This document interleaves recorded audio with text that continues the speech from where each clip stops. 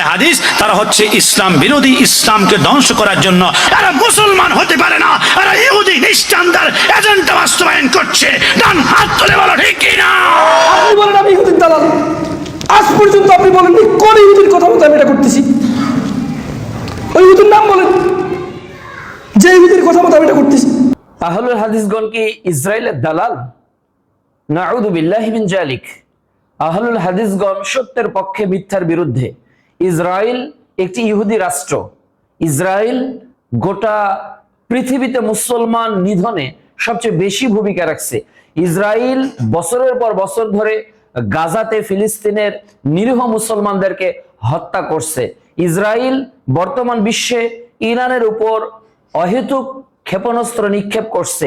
এই ইসরায়েলকে কখনো কোনো মুসলিম দেশ, কখনো কোনো আহলুল হাদিসগণ সমর্থন করতে পারে না। আহলুল হাদিসগণ তো কোরআন ও সহিহ হাদিসের অনুসারী। তারা ইহুদিদের এজেন্ট নয়, তারা খ্রিস্টানদের এজেন্ট নয়, তারা হলো আল্লাহ এবং তার রাসূলের এজেন্ট। তারা হলো কোরআনের ধারক, সুন্নাহর বাহক। কোরআন ও সুন্নাহর এই অমীয় ধারার দাওয়াত গোটা বিশ্বময় ছড়িয়ে দেওয়ার লক্ষ্যে তাদের আহ্বান। আসুন পবিত্র কোরআন ও সহিহ হাদিসের আলোকে জীবন গড়ি।